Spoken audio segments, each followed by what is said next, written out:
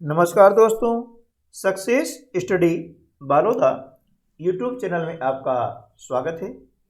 पढ़ाई से प्रतियोगिता तक के इस सफ़र में आज हम national means cum merit scholarship exam की तैयारी के लिए गणित विषय की जो सीरीज चला रहे हैं उस सीरीज का यह 21वां वीडियो है। इसके पहले हम आपको 20 वीडियो विभिन्न टॉपिक्स पर आधारित प्रश्नों के उपलब्ध करवा चुके हैं। यदि आपने उन्हें नहीं देखा है तो इस वीडियो के डिस्क्रिप्शन बॉक्स में उनकी लिंक दी गई है, वहां से आप उन्हें देख सकते हैं और इस परीक्षा में सफलता अर्जित कर सकते हैं। तो चलिए शुरू करते हैं हम आज का वीडियो और सीख लेते हैं कुछ नया। पहला प्रश्न है 4.5 को निम्न में से किस संख्या से भाग देने पर 90 का 20% प्राप्त होगा, है ना। अब इनमें से 4 ऑप्शन में से एक ऑप्शन सही है। कौन सी संख्या ऐसी है जिसका हम 4.5 में भाग दें, है ना, तो हमें क्या मिले 90 का 20%। मान लिया हमने कि वह संख्या x है, ये हमने x से भाग दिया तो हमें क्या मिलने वाला है 90 का 20%। ठीक है, 90 का 20% जो हमें मिलने वाला है। ठीक, अब इसे हम हल कर लेते हैं, बहुत सिंपल है ना। देखिए 4.5 बटे x बराबर 90 का मतलब होता है गुणा, है ना। का और गुणा में अंतर इतना है कि का को हम पहले हल करते हैं और गुणा को बाद में करते हैं बॉडमास के नियम अनुसार। 20% का अर्थ होता है 20/100। ठीक है ना, ये 20/100 हो गया। अब लास्ट में ये शून्य है, शून्य से हम शून्य को कैंसिल कर देते हैं, है ना, और आगे लिखते हैं तो क्या होता है, देखिए 9 दूनी 18 का x में गुणा करते हैं तो यह आ जाता है 18x बराबर कितना हो जाएगा 4.5, है ना। ये तीरे गुणा करेंगे ना, 4.5 में 1 का गुणा करते हैं तो आएगा 4.5। अब हमें x की वैल्यू ज्ञात करनी है तो यहाँ पर क्या हो जाएगा 4.5/18, है ना। अब 4.5 में हम क्या करेंगे कि 18 का भाग लगा देंगे, क्योंकि हमारे ऑप्शन जो भी दिए गए हैं वे सभी दशमलव में दिए गए हैं, है ना। तो हम क्या करेंगे इस प्रकार से जो है 18 का भाग लगाते हैं। 18 का भाग 4 में नहीं आता है, इसलिए भाग नहीं है, उसकी शून्य लगा दिया, ये दशमलव हटा करके हमने यहाँ लगा दिया। अब हो गया हमारे पास में 45, तो 18 दूनी 36 होता है ना। हमने लिखा 36, 45 में से 36 माइनस करते हैं तो 9 बचता है। ठीक है ना। अब चूंकि दशमलव लग चुका है इसलिए हम यहाँ पर शून्य उतार सकते हैं, तो 18 पंजे 90, है ना। 90 में से 90 माइनस करते हैं तो शेषफल शून्य आता है, तो हमारा भागफल कितना आ गया 0.25, यानी ऑप्शन ए जो है हमारा सही जवाब हो जाएगा। ठीक है, चलिए नेक्स्ट क्वेश्चन। एक संख्या उसके व्युत्क्रम माने रेसिप्रोकल, है ना, यानी गुणन प्रतिलोम जिसे कहते हैं, के वर्ग से 64 गुना है, मतलब 64 टाइम्स है, तो वह संख्या क्या होगी।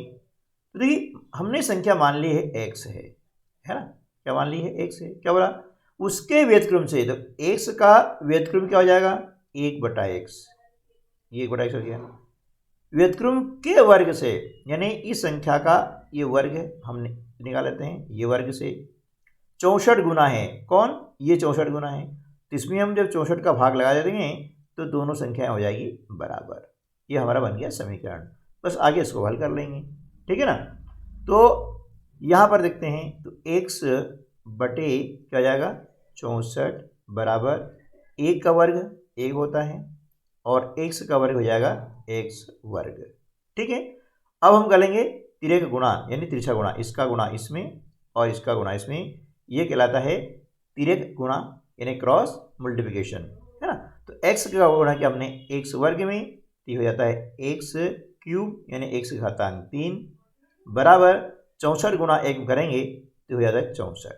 ठीक है, अब हम देख रहे हैं कि यहाँ x की घातांक 3 है यानी ये संख्या भी x की घातांक 3 के बराबर होगी। अर्थात क्या होगा, देखिए या तो इसको क्या करेंगे, पक्षांतर करेंगे, है ना। तो x बराबर का जाएगा, ये घन है तो घन का उल्टा होता है घनमूल, यानी इस प्रकार से 64 का हम निकाल लेते हैं घनमूल। तो 64 का घनमूल होता है 4। ठीक है, एक तरीका ये है। दूसरा तरीका क्या है कि अब 64 के निकाल लें अभाज्य गुणनखंड। ठीक है ना, क्या निकालेंगे, अभाज्य गुणनखंड निकाल लेते हैं। 2 से हमने भाग लगाया 32 आया, है ना। फिर 2 का भाग लगाया 16, फिर 2 का लगाएंगे 8, फिर 2 का लगाएंगे तो 4। ये आपको याद है ना, ये हो गया। अब यहाँ लिख देंगे 64 के गुणनखंड 2 गुणित 2 गुणित 2 गुणित 2 गुणित 2 गुणित 2। ठीक है ना। अब 2 घातांक कितने हुई, 1 2 3 4 5 6, है ना। अब यहाँ घातांक 3 है तो हमने क्या किया, इसको 2 2 से बना लिए, जोड़े, तो 2 दूनी 4, 2 दूनी 4 और 2 दूनी 4। अब 4 आ गया 3 बार, तो 4 की घातांक हो गई 3। एक तरीका ये है। दूसरा तरीका ये है कि इसका हम निकालेंगे घनमूल, जिसे हमने यहाँ निकाला है ना। इसको क्या करेंगे, घनमूल कर लेंगे इस प्रकार से। ये तो यहाँ 3 3 के समूह बनाते हैं, ये तो 2 समूह बन जाएंगे, 2 गुणित 2 2 दूनी 4। इस प्रकार से इसे किसी प्रकार से जब हम हल करेंगे तो उत्तर हमारा 4 ही आता है। ठीक है, तो ये तरीका सरल है, ये आपको याद भी है ना। जिससे याद नहीं है उसके लिए मैंने बताया हुआ है, वो इसके द्वारा भी कर सकता है। तो ऑप्शन बी हमारा सही जवाब हो जाएगा। ठीक है, चलिए नेक्स्ट क्वेश्चन देख लेते हैं। एक घनाभ का पृष्ठीय क्षेत्रफल 3328 वर्ग मीटर है एवं उसकी सीमाओं का अनुपात 4:3:2 है, तब घनाभ का आयतन क्या होगा। अब देखिए हमें ज्ञात करना है घनाभ का आयतन, और हम जानते हैं कि घनाभ का आयतन बराबर क्या हो जाएगा, लंबाई गुणित चौड़ाई गुणित ऊंचाई। ये घनाभ का आयतन ज्ञात करने का सूत्र है। ठीक है ना। तो अब हमें क्या करना होगा, पहले लंबाई चौड़ाई और ऊंचाई ज्ञात करना होगी, लेकिन हमारे पास में दिया हुआ है घनाभ का पृष्ठीय क्षेत्रफल। तो सबसे पहले हम क्या लिखेंगे, घनाभ का जो पृष्ठीय क्षेत्रफल का सूत्र क्या होता है, वह यह होता है ना, कि A B plus B C plus C A, है ना, का डबल बराबर कितना आपको दिया है, 3328 दिया है। यहाँ ए का मतलब है लंबाई, है ना, बी का मतलब है चौड़ाई और सी का मतलब है ऊंचाई। ये तीन को हमने अलग अलग जो है अक्षर संख्याओं के द्वारा इंडिकेट्स किया हुआ है। ठीक है ना।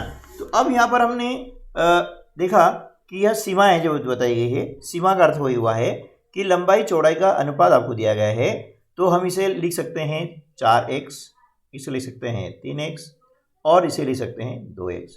यानी इसको हम लंबाई मान लें, है ना, इसको चौड़ाई मान लें और इसको ऊंचाई मान लें, तो क्या हो जाएगा यहाँ पर। अब देखिए 2 का इसमें भाग लगा देंगे, है ना। तो यहाँ पर अब क्या कर रहे हैं, ये लंबाई धन चौड़ाई, लंबाई हमने 4x मान ली है, ये 4x, है ना, गुणित चौड़ाई कितनी मानी हमने 3x मानी है, इस प्रकार से धन। फिर आगे चलते हैं तो चौड़ाई हमारी है 3x गुणित ऊंचाई कितनी है 2x, ठीक है ना, धन। फिर ऊंचाई 2x गुणित लंबाई 4x, ठीक है ना, बराबर। अब 2 से हम इसको डिवाइड कर देते हैं तो कितना हो जाएगा, 2 एकम 2, 2 छक्के 12, 2 छक्के 12 और 2 चौके 8, यानी 1664 यहाँ पर लिख देंगे इस प्रकार से। ठीक है ना। अब इनका हम गुणा करते हैं तो 4 तिया 12, x वर्ग आ जाएगा, 12x वर्ग, धन 3x और 2 से गुणा करेंगे, 3 दूनी 6x वर्ग हो गया, धन 2x और 4x का गुणा करते हैं तो 8x वर्ग हो जाता है, बराबर हो जाएगा 1664। ठीक है ना। अब इनको जोड़ लेंगे, 12 और 6 18 होता है, 18 और 8 26, ये 26x वर्ग बराबर 1664।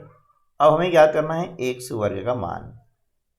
ठीक है, तो 1664 में हम क्या करेंगे, 26 का भाग लगाते हैं, है ना, इसे काट देते हैं या भाग लगाते हैं, तो इसका जो मान है वह कितना हो जाता है, वो 64 हो जाता है। ठीक है ना। तो अब x वर्ग के बराबर 64 है ना। ठीक है, तो x बराबर क्या हो जाएगा, 64 का वर्गमूल निकाल लेंगे, और 64 का वर्गमूल होता है कितना, 8, है ना। तो 8 बटे 64 क्या रखना है। ठीक है, अब ये तो हुआ x का मान हुआ, लेकिन हमें अब क्या ज्ञात करना है ना, हमें ज्ञात करना है घनाभ का आयतन। क्या ज्ञात करना है, घनाभ का आयतन ज्ञात करना है। अब आयतन में क्या होगा कि लंबाई गुणित चौड़ाई गुणित ऊंचाई होगी ना। तो लंबाई कितनी मानी हमने, लंबाई किसको माना अपन ने, ए को माना है, ए यानी कितना 4x, ये माना है ना अपन ने। तो ये आपकी हो गई लंबाई, ठीक है ना। इसके बाद में चौड़ाई कितनी है, 3x चौड़ाई हो गई, है ना, और ऊंचाई कितनी हो गई, 2x हो गई। ठीक है, तो अब x की वैल्यू देखिए ना यहाँ पे, तो क्या करेंगे, 4 गुणित 8 गुणित 3 गुणित 8, x की वैल्यू है हमने, ये x की वैल्यू है ना, गुणित 2 गुणित 8। ठीक है ना। अब इससे क्या करें, हम गुणा कर लेते हैं। तो 4 8 है 32, है ना, 3 8 है 24, 8 दूनी 16, और इन तीनों का हम क्या करेंगे, गुणा कर देंगे। तो ये गुणनफल आ जाएगा 12,288 घन मीटर, क्या आएगा, घन मीटर आएगा। ठीक है, आयतन का जो मात्रक होता है वह घन इकाई होता है ना। तो ये आगे घन मीटर, तो इसे हम इस प्रकार भी लिख सकते हैं 12,288, ये मीटर की घातांक 3 लिख सकते हैं, या मीटर को m के द्वारा हम इंडिकेट करते हैं, 3 घातांक 3। तो देखें ये ऑप्शन ए में आ रहा है, इसलिए ऑप्शन ए जो हमारा सही जवाब हो जाएगा। ठीक है ना। इस प्रकार से इसे हम हल कर सकते हैं। चलिए नेक्स्ट क्वेश्चन देख लेते हैं। एक समचतुर्भुज का क्षेत्रफल 60 वर्ग सेंटीमीटर है। यदि इसके एक विकर्ण की लंबाई 10 सेंटीमीटर हो तो दूसरे विकर्ण की लंबाई क्या होगी, है ना। समचतुर्भुज में जब दो विकर्ण दिए जाते हैं तो उनका गुणा करके हम आधा कर देते हैं, तो निकल जाता है समचतुर्भुज का क्षेत्रफल। अब चूंकि यहाँ पे हमें एक विकर्ण दिया हुआ है और दूसरे विकर्ण की लंबाई ज्ञात करनी है, दूसरा विकर्ण हमने मान लिया d2 मान लिया है, तो इसके लिए क्या है, सीधा सा है कि जब आपको क्षेत्रफल दिया जाता है ना, और एक विकर्ण दिया है और दूसरे विकर्ण की लंबाई ज्ञात करनी है, तो क्या करेंगे अपन, क्षेत्रफल में 2 का गुणा कर देते हैं। क्या करते हैं, क्षेत्रफल में 2 का गुणा कर देते हैं और पहले विकर्ण की लंबाई से हम उसको डिवाइड कर देते हैं, बस ये उत्तर आ जाएगा। 0 से 0 हमने कैंसिल कर दिया, तो d2 बराबर क्या आ जाएगा, 6 दूनी 12 सेंटीमीटर। सीधा सा इसको हल किया जा सकता है। ऑप्शन डी हमारा सही जवाब हो जाएगा। चलिए नेक्स्ट क्वेश्चन। कोई कार 40 किलोमीटर प्रति घंटे की चाल से, है ना, 15 मिनट चलती है। ठीक है, इसके पश्चात वह 60 किलोमीटर प्रति घंटे की चाल से 15 मिनट चलती है, तो कार द्वारा तय की गई कुल दूरी कितनी होगी। अब देखिए, आपको मालूम है कि एक जो घंटा होता है ना, एक घंटे में होते हैं 60 मिनट, है ना। कितने होते हैं, एक घंटे में होते हैं 60 मिनट होते हैं। ठीक है, तो 15 मिनट क्या हो गया, 15 मिनट जो है इस घंटे का 1/4 भाग हो गया ना, इतने घंटे हो गए।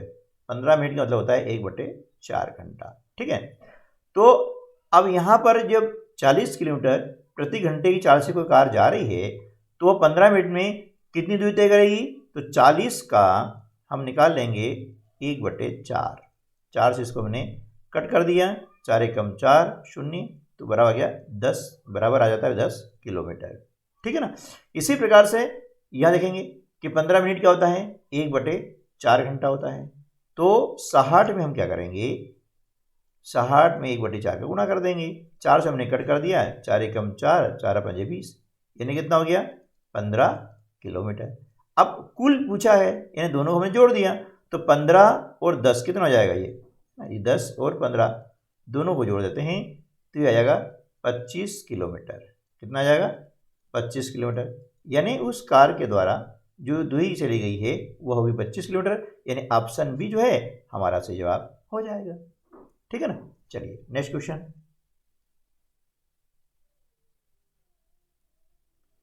मान बताइए, अब ये प्रश्न करनी से संबंधित प्रश्न है। अभी घातांक यहाँ पर दी गई आपको 3 है, ये है ना, ध्यान रखिएगा।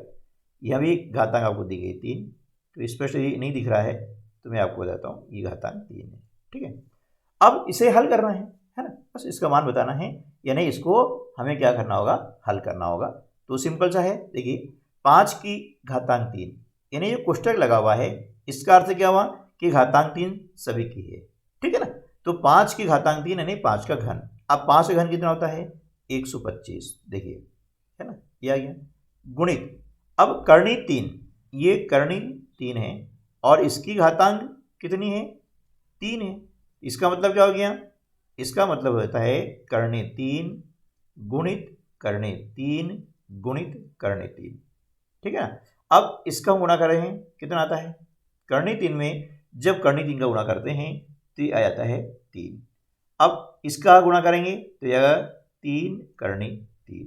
ठीक है, तो यहाँ आ जाएगा 3 करनी 3। क्लियर हो गया ना। चलिए अब इसी प्रकार से हम आगे करते हैं, ये इसका मान निकाल लिया, माइनस अब 3 का घन कितना हो जाएगा, 3 का घन होता है 27, है ना, कितना होगा 27 गुणित करनी 3 का घन, ये निकाला हमने सीधा सा 3 गुणित, है ना, करनी 3 आ गया। इसी प्रकार से 2 का घन होगा 8 गुणित और करनी 3 का घन हो जाएगा 3 करनी 3। क्लियर हो गया। ठीक है ना, समझ में आ रहा है। यदि समझ में आ रहा है तो भैया वीडियो को लाइक कर दीजिएगा और अपने अन्य दोस्तों को भी शेयर कर दीजिए। चैनल पर यदि आप पहली बार आ रहे हैं और अभी तक आपने चैनल को सब्सक्राइब नहीं किया है तो नीचे लाल रंग में लिखा होगा सब्सक्राइब, है ना, उसका दबा दें, टच कर दें तो कलर उसका चेंज हो जाएगा, यानी आपने सब्सक्राइब कर लिया है। और यदि पहले से कलर चेंज है तो इसको आपको टच करने की आवश्यकता नहीं है। उसके लिए आपको बहुत बहुत धन्यवाद। सब्सक्राइब करने का, लाइक करने का कोई पैसा नहीं है, ये बिल्कुल निःशुल्क व्यवस्था है। तो आप निसंकोच होकर के हर वीडियो को लाइक कीजिएगा और चैनल को सब्सक्राइब करके रखें, ताकि जैसे मैं हेल्पफुल वीडियो अपलोड करूं तो उसका नोटिफिकेशन सबसे पहले आप तक पहुंचे। ठीक है, चलिए अब हम गुणा कर लेते हैं। 125 में 3 का गुणा करते हैं तो ये आ जाएगा 375 करनी 3। ठीक है ना, 27 में 3 का गुणा करेंगे तो 27 दिया होता है 81 करनी 3 माइनस 8 दिया 24 करनी 3। ठीक है, अब करनी 3 हम देख रहे हैं कि सब में कॉमन है ना, तो क्या करेंगे, इसको इस प्रकार से ले सकते हैं 375 माइनस 81 माइनस 24। ठीक है ना, और करनी 3 सब में कॉमन है, हमने इसको इस प्रकार से बाहर निकाल लिया है। अब क्या करेंगे, है ना, ये जो माइनस माइनस है जुड़ जाएगा, यानी 375 माइनस 1 और 4 5, है ना, 2 और 8 10, यानी 105 हो जाएगा। अब 375 में से 105 हम माइनस करते हैं तो कितना आता है ना, 270। कितना जाएगा 270 करने 3, ये हमारा जाएगा आंसर। ठीक है, तो ऑप्शन ए हमारा सही जवाब हो जाएगा। क्लियर। चलिए नेक्स्ट क्वेश्चन। यदि 2 की घातांक x माइनस 1, ठीक है, धन 2 की घातांक x प्लस 1 है और इन दोनों का योगफल है बराबर 320, तो x का मान क्या होगा। ठीक है, अब देखिए यदि यहाँ गुणा का चिन्ह होता तब तो इसे हल करना बहुत आसान हो जाता, लेकिन चूंकि यह गुणा का चिन्ह नहीं होने से यहाँ क्या चिन्ह है, प्लस का है ना, तो इसे थोड़ा हमें हल करना होगा, समझना होगा। हम जानते हैं घातांक नियम में कि जब आधार समान होते हैं और भाग की क्रिया होती है तो घातांक की आपस में घट जाती है। ठीक है ना, तो यहाँ घातांक की घटी है, इसका अर्थ ये हुआ कि इसको हम यूँ लिख सकते हैं 2 की घातांक x बटे 2 की घातांक 1। क्यों कि आधार समान है, भाग की क्रिया हो रही है, ये घातांक घटेगी, तो यह क्या हो जाएगा 2x घातांक x माइनस 1। ठीक, तो इसको हमने इस प्रकार से लिख लिया। ठीक है, चलिए आगे प्लस का चिन्ह है, प्लस लगा लिया। अब घातांक जुड़ती कब है? जब आधार समान होते हैं और गुणा की क्रिया होती है। तो इसे हम लिख सकते हैं 2 की घातांक x गुणा, है ना, 2 की घातांक 1। क्लियर है ना? क्योंकि देखिए आधार समान है, यहाँ पर ये 2 है, ये 2 है, आधार समान है और गुणा की क्रिया हो रही है, तो एक घातांक के आपस में जुड़ जाएगी। ठीक है, ये हमने लिख लिया। अब इसको आगे थोड़ा सा हम हल कर लेते हैं, है ना। अब हल कैसे करेंगे? देखिए ये है गुणा के रूप में, है ना। तो हमने क्या किया कि दोनों में कॉमन क्या रहा है, इसका देखो बटा कुछ नहीं है, मतलब यहाँ पर 1 है ना। तो हम क्या करेंगे कि दोनों में कॉमन क्या आ रहा है, 2 की घातांक x कॉमन आ रही है, तो हमने निकाल लिया कॉमन 2 की घातांक x। ठीक है ना। अब कॉमन 1 निकाल लिया, बचा क्या है भाई 1, तो 1/2 धन, अब ये बाहर निकल गया, बचा गया 2, इसका बटा कुछ नहीं, मतलब 1 है, इस प्रकार से बराबर 320, है ना। अब इसे हम लघुत्तम निकाल करके, एलसीएम निकाल करके जोड़ेंगे, तो ऐसे सवाल हम बहुत से कर चुके हैं, इसलिए दिक्कत नहीं आएगी। तो अब क्या करेंगे, चलिए मैं बताता हूँ कि 1 और 2 का निकालते हैं एलसीएम, यानी लघुत्तम समापवर्त 2 आता है ना। 2 का भाग आया 2 में, 1 आएगा, 1 आ जाएगा, धन 2 में 1 का भाग लगाते हैं, 2 बार जाएगा, 2 का गुणा करेंगे 2 में, 2 दूनी 4 बराबर 320। ठीक है ना, इसे आपको आता है, जल्दी कर सकते हैं। अब 2 की घातांक x गुणित 4 और 1 5, 5/2 बराबर क्या हो जाएगा 320। ठीक है ना। अब इसका करेंगे हम पक्षांतर, तो 2 की घातांक x बराबर 320/1, इसका हम कर देंगे गुणन प्रतिलोम, यानी 2/5। ठीक है ना। अब 5 से हम क्या करेंगे, 320 को कट कर देंगे, तो 5 छक्के 30, बचे 2, 20 हो गए, 5 चौके 20, तो 2 की घातांक x बराबर हो जाएगा 64 दूनी 128 होता है। ठीक है। अब क्या करेंगे, 128 को निकालेंगे अभाज्य गुणनखंड। क्या निकालेंगे, अभाज्य गुणनखंड निकालेंगे, तो 2 दूनी 4 दूनी 8 दूनी 16, 16 दूनी 32, 32 दूनी 64, 64 दूनी 128। ठीक है ना। तो 1 2 3 4 5 6 और 7 आ गया ना 7। तो इसको हम क्या लिख सकते हैं, देखो ये तो लिखा हुआ है, इसको लिख सकते हैं 2 की घातांक 7, क्योंकि 2 7 बार आया है। अब हमारा नियम क्या है कि दोनों पक्षों में जब आधार समान हैं तो इनके घातांक भी समान होंगे, तो इसके अनुसार हमारा उत्तर क्या आ जाएगा, x बराबर 7, ये हमारा आंसर आ जाएगा। ठीक है ना। तो ऑप्शन बी हमारा सही जवाब हो जाएगा। क्लियर। चलिए नेक्स्ट क्वेश्चन।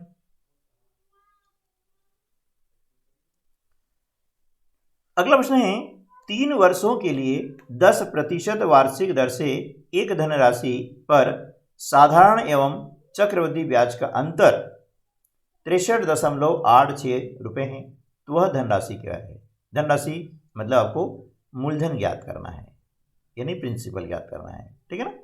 अब यहाँ पर क्या है, देखिए चक्रवृद्धि ब्याज और साधारण ब्याज का अंतर आपको दिया गया है, तो ऐसी कंडीशन में हम डायरेक्ट मूलधन कैसे ज्ञात करें। ठीक है, क्योंकि अब तरीका क्या होगा, मूलधन मानेंगे 100 रुपये मानेंगे, फिर साधारण ब्याज निकालें, चक्रवृद्धि ब्याज निकालें, फिर अंतर याद करें, फिर चूकी जमाएं, काफ़ी लंबा हो जाएगा। इसको मैं थोड़ा सा शॉर्ट में आपको बताने का प्रयास करता हूं कि जब ऐसी कंडीशन आती है, आपको अंतर दिया रहता है, तो हम क्या करेंगे कि जो अंतर है ना, जो भी आपका अंतर है, उस अंतर को हम यहाँ पर ले देंगे। कितना अंतर है, 63.86। ठीक है, इसको थोड़ा ध्यान से समझेगा तो आपको समझ में आ जाएगा। बराबर मूलधन हमें ज्ञात करना है, ठीक है, ज्ञात करना है। अब क्या करते हैं, आपको मालूम है कि दर कितनी है, 10% है। ठीक है, 10% है, तो यहाँ हम क्या करेंगे, 10% यानी 10/100। ठीक है, 10/100। अब देखिए साधारण ब्याज क्या होता है कि 1 साल के लिए साधारण ब्याज और चक्रवृद्धि ब्याज दोनों बराबर होते हैं। ठीक है, और 2 साल में होता है उनका अंतर, तो हमने इसकी घातांक लगा दी 2।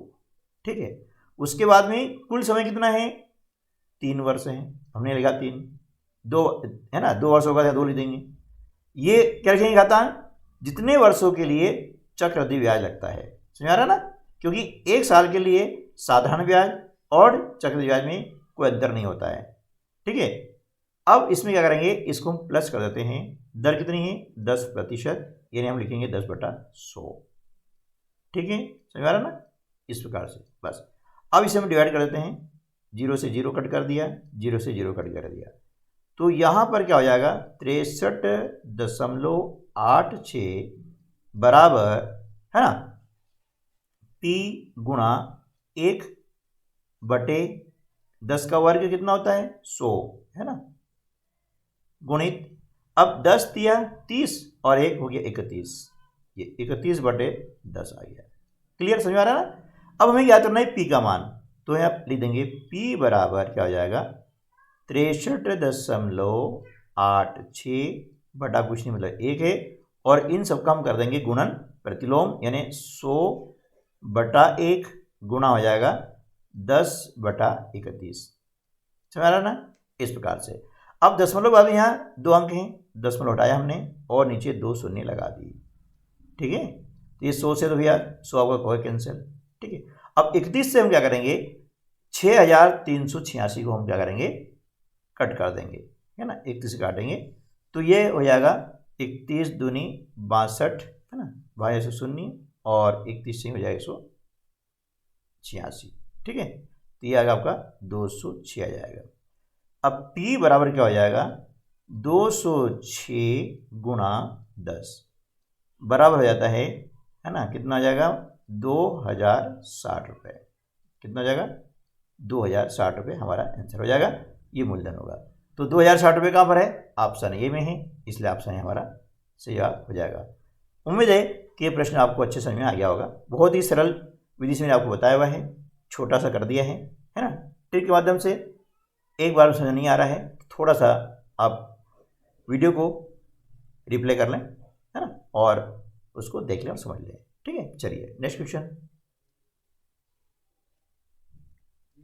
यदि एक आयत का विकर्ण, है ना, भुजाओं में से एक का दुगुना है तो आयत की भुजाओं का अनुपात क्या होगा।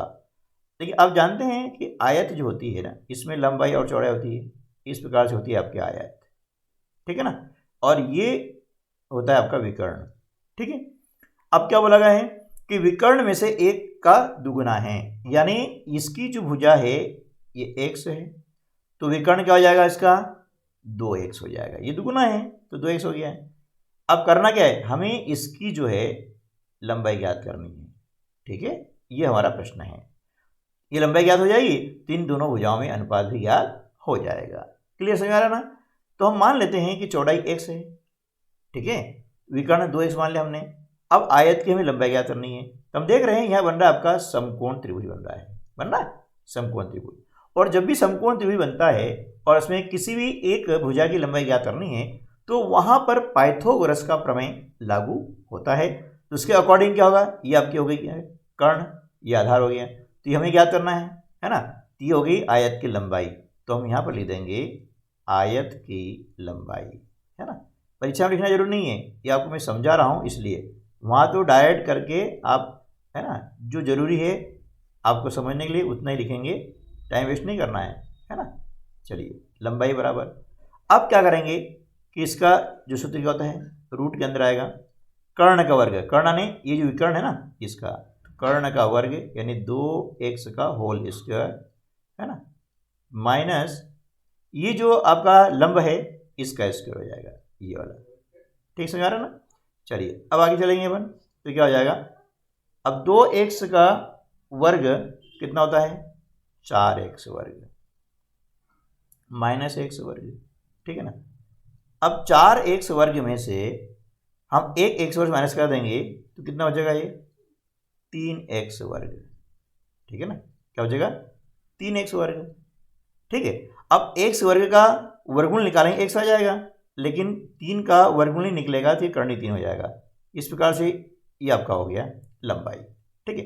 अब पूछा क्या गया, आयत की भुजाओं का अनुपात, यानी ये लंबाई है ना, और ये इसकी चौड़ाई, अनुपात हो गया। तो x से x कैंसिल कर दिया, बचा क्या, फिर ये बचेगा ना √3/1 अर्थात, है ना, √3 या करनी 3 बोले अनुपात 1, ये हमारा आंसर हो जाएगा इस प्रकार से। ठीक है ना। तो ये ऑप्शन में कहाँ आ रहा है, ऑप्शन बी में आ रहा है, यानी ऑप्शन बी हमारा सही जवाब हो जाएगा। ठीक है, चलिए नेक्स्ट क्वेश्चन।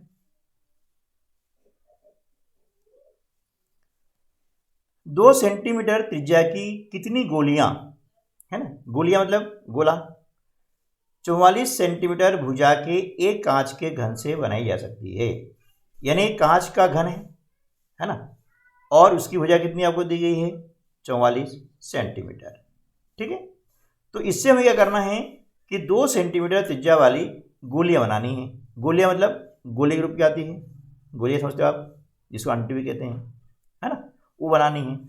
तो अब उनकी संख्या कितनी होगी, तो ध्यान रखिएगा, ऐसे जो प्रश्न आते हैं ना, तो जिसमें से बनानी है, किसकी बनानी है, घन से बनानी है हमें, तो पहले क्या करना पड़ेगा, घन का आयतन निकालना पड़ेगा।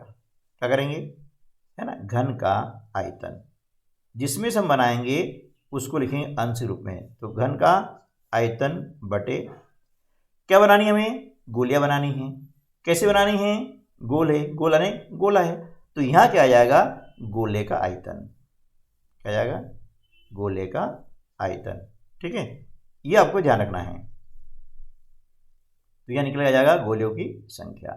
अब घन का आयतन बराबर क्या होता है भाई, घन की लंबाई चौड़ाई ऊंचाई बराबर होती है, तो लंबाई भी 44 है, चौड़ाई भी 44 है, और ऊंचाई भी 44 है, ये हो गया घन का आयतन बटे। अब गोले का आयतन सूत्र क्या होता है, गोले का आयतन 4/3, ये अब होगा 4/3 पाई r क्यूब। ठीक है ना, r यानी त्रिज्या, अब 4/3 यानी ऐसे लिख दिया हमने। ठीक है, पाई का मान लिखा 22/7, और r का मतलब होता है त्रिज्या, ये आपको दी त्रिज्या कितनी, 2 सेंटीमीटर, इसी घातांक 3 है, यानी इसको लिखना है 3 बार। क्लियर, चलिए अब इसका बटा कुछ नहीं लिखे, इसको क्या करेंगे आगे हम लिख लेंगे यहाँ पर, तो 44 गुणित 44 बटे, देखिए 4/3, तो 4 यहाँ लिखा, और बटे की जो संख्या है ये ऊपर आ गई। ठीक है, 22/7 को यहाँ लिखेंगे गुणा 22, और बटे 7 की संख्या यहाँ आ जाएगी, गुणित अब 2 गुणा 2, इसका बटा 1 है, तो ये लिखने की आवश्यकता नहीं है। क्लियर हो गया ना। चलिए अब इसको हम क्या करेंगे, काट देते हैं, है ना, आपस में कट कर देंगे, तो 4 से कट करते हैं, तो 4 एकम 4, 4 एकम 4, 11 से किया, 11 दूनी 22। ठीक है, अब क्या करेंगे, ये 2 से कट कर देंगे, तो 2 दूनी 4, 2 दूनी 4, फिर 2 से हमने कट किया, तो 2 एकम 2, 2 एकम 2। ठीक है, इससे हम कट करेंगे 2 से, तो ये हो जाएगा 2 दूनी 4, 2 दूनी 4, इससे कट किया, ये हो गया 11 बार। अब संख्या क्या बच गई, देखो यहाँ 11 गुणित 11, पहले संख्या लिख दिया अपन, 3 गुणित 7, ये बची हुई है। अब इनका हम क्या करेंगे, गुणा कर देंगे, फिर 11 में 11 गुणा किया 121, गुणित 7 दिया 21। अब 121 में हम जो 21 का गुणा करते हैं, तो यह आएगा 2541, यानी इतनी जो है गोलियां बनाई जा सकती है। कितनी, 2541 गोलियां बनेगी, और यह हमारा ऑप्शन डी सही हो जाएगा। ठीक है दोस्तों, तो उम्मीद है कि आपको ये वीडियो अच्छा लगा होगा। यदि वीडियो अच्छा लगा है तो वीडियो को अपने अन्य दोस्तों को शेयर कीजिएगा, और लाइक तो करना ही है ना। तो मिलते हैं अगले वीडियो में ऐसे ही और नए प्रश्नों के साथ में, तब तक के लिए नमस्कार, जय हिंद।